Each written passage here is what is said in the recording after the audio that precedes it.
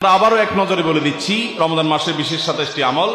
Number 1, শাবানের শেষ দিবসে সন্ধ্যায় পশ্চিম আকাশে রমজানের চাঁদ তালাশ করা, রমজানকে কেন্দ্র করে এটি একটি আমল।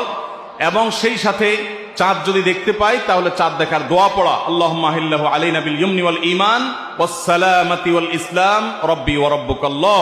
যদি কেউ চাঁদ দেখতে নাও পান, চেষ্টা করার কারণে তিনিও সওয়াব পাবেন ইনশাআল্লাহ। তাহলে প্রথম আমল হলো চাঁদ দেখা, চাঁদ দেখতে পেলে দোয়া পড়া। দ্বিতীয় আমল হলো রমাদান মাসে দিনের বেলা সিয়াম পালন করা। প্রত্যেক প্রাপ্তবয়স্ক নারী এবং পুরুষ মুসলমান তাদের সুস্থ হলে, অবশ্যই সুস্থ থাকলে তাদেরকে রোজা রাখতে হবে, এটা ফরজ। 3 নম্বর আমল হলো রমজান মাসে রাতের বেলায় তারাবির সালাত আদায় করা উত্তম রূপে সুন্দরভাবে। 4 নম্বর আমল হলো সাহারি খাওয়া, একটু কিছু হলেও রোজার নিয়তে ভোর রাতের খাবার খাওয়া, এর মধ্যে বরকত আছে খাবারের মধ্যে। 5 নম্বর আমল হলো সাহারিটা শেষের দিকে খাওয়া, এমন ভাবে খাওয়া যে সাহারি খাওয়া শেষ করলে আজান দিতে আর 50টা আয়াত তেলাওয়াত করার মতো সময় থাকে। 6 নম্বর আমল হলো ইফতার করা। ইফতার করা এটা সুন্নাহ একটা আমল। আপনি সুন্নাত জিন্দা করার উদ্দেশ্যে বা সুন্নাত আমল করছেন, সে উদ্দেশ্যে ইফতারের উদ্দেশ্যে, রোজা ভাঙার উদ্দেশ্যে খাবার খেলে আল্লাহ রাব্বুল আলামিন আপনাকে সওয়াব দান করবেন। ইফতার করা 6 নম্বর আমল। 7 নম্বর হলো ইফতারটা একটু তাড়াতাড়ি করা, অর্থাৎ সূর্য ডুবে গেছে, নিশ্চিত হয়ে গেছেন, আর দেরি না করে অবিলম্বে ইফতার করে ফেলা। 8 নম্বর আমল হলো ইফতারের দোয়া করা। ইফতারের শুরুতে বিসমিল্লাহ বলবেন, ইফতার করা শেষ বা ইফতার কিছু দূর করে ফেলেছেন, এরপর দোয়া পড়বেন যে যাহাবাজ জামা ওয়াবতালাতুল উরুক ওয়া সাবাতাল আজরু ইনশাআল্লাহ। এবং 9 নম্বর আমল হলো ইফতারিতে খেজুর খাবেন এবং সাহারিতেও খেজুর খাবেন। সাহারিতে খেজুর খেলে নবী সাল্লাল্লাহু আলাইহি ওয়াসাল্লাম বলেছেন ইমানদারের সবচেয়ে উত্তম সাহারি হলো খেজুর, অন্য যাই খান একটা খেজুর হলো সাহারির সময় আপনি খাবেন।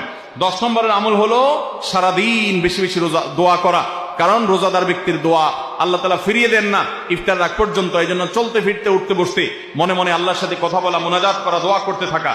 11 নম্বর আমল হলো সকল পাপাচার বর্জন করা, কারণ রমজান মাসের উদ্দেশ্য হলো মানুষকে মুত্তাকি বানানো, পাপাচার বর্জন করতে শেখানো। আমরা পান এবং আহার বর্জন করি, যৌনতা বর্জন করি, এর মাধ্যমে আমরা বর্জন করার প্রশিক্ষণ নেই। এই জন্য হারাম কাজ পরিহার করা রমজান জুড়ে, এটা হলো 11 নম্বর আমল।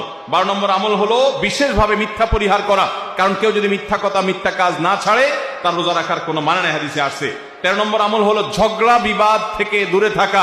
নবী সাল্লাল্লাহু আলাইহি ওয়াসাল্লাম বলেছেন রোজা অবস্থায় কেউ ঝগড়া করলে সে বলবে আমি রোজাদার, আমি জবাব দিতে পারবো না। এবং এর পাশাপাশি 14 নম্বর আমল হলো সকল সাধারণ নেক আমলগুলো এই মাসে একটু বিশেষ গুরুত্বের সাথে করা, কারণ আমলের মাস এটা, ভর বসন্ত আমলের। নামাজ বিশেষ গুরুত্বের সাথে পড়া, অন্য সব আমলগুলো বিশেষ গুরুত্বের সাথে করা। 15 নম্বর আমল হলো আল্লাহর কাছে ক্ষমা চাওয়া, জাহান্নাম থেকে মুক্তি চাওয়া, কারণ এই মাসটা এসেছে আমাদেরকে ক্ষমা পাইয়ে দেওয়ার জন্য। এই মাসটা এসেছে জাহান্নাম থেকে মুক্তি পাওয়ার মাধ্যম হিসাবে। আল্লাহ রাব্বুল আলামিন এই মাসে প্রতি রাতে অসংখ্য মানুষকে জাহান্নাম থেকে মুক্ত ঘোষণা করেন, বিধায় সেজন্য দোয়া করার চেষ্টা করে। এটা হলো 15 নম্বর আমল। 16 নম্বর আমল হলো রোজাদার ব্যক্তিকে ইফতার করানো, তার মাধ্যমে আপনি তার সওয়াবের সমপরিমাণ সে তো পাচ্ছেই, আপনি অতিরিক্ত সওয়াব পাবেন পুরা রোজাদারের সওয়াবের মতো এক্সট্রা হিসাবে ইফতার করালে। 17 নম্বর আমল হলো কোরআন তেলাওয়াত করা রমজান মাসে, কোরআন অর্থ সহকারে বুঝে পড়বেন, সুন্দর করে শুদ্ধ করে তেলাওয়াত শিখবেন। 18 নম্বর আমল হলো কোরআন তেলাওয়াত নিজে করার পাশাপাশি অন্যকে শোনানো, অন্য পড়বে সেটা আবার শোনা, এটা বিশেষ আমল নবী সাল্লাল্লাহু আলাইহি ওয়াসাল্লাম করতেন রমজান মাসে জিবরিলের সাথে। 19 নম্বর আমল হলো সাদাকা করা, দান করা, মানুষকে গরিব দুঃখীকে, যাকাতের বাইরেও সাধারণ দান করা বেশি পরিমাণে রমজান মাসে, এটা আমল। 20 নম্বর আমল হলো ভোর রাতে সাহারি খেতে উঠলে একটু তাহাজ্জুদ পড়া, একটু দোয়া করা, একটু রোনাজারি করা, কারণ এটা দোয়ার সময়, এটা তাহাজ্জুদের সময়, এটা আল্লাহর নৈকট্য লাভের সময়। এই সুযোগ 12 মাস আসে না, এই জন্য এই আমলটা করা, তাহাজ্জুদ পড়া, দোয়া, রোনাজারি করা সাহারির সময়। 21 নম্বর আমল হলো সামর্থ্য থাকলে উমরা করা। 22 নম্বর আমল হলো মেসওয়াক করা, এমনকি রোজা অবস্থায় দিনের বেলা বেশি বেশি নবী সাল্লাল্লাহু আলাইহি ওয়াসাল্লাম করতেন। 23 নম্বর আমল হলো রমজানের শেষ 10 দিন মসজিদে ইতিকাফে বসে যাওয়া। 24 নম্বর আমল হলো শেষ 10 দিন সবচেয়ে বেশি ইবাদতবন্দি করা, রাত দিন জেগে।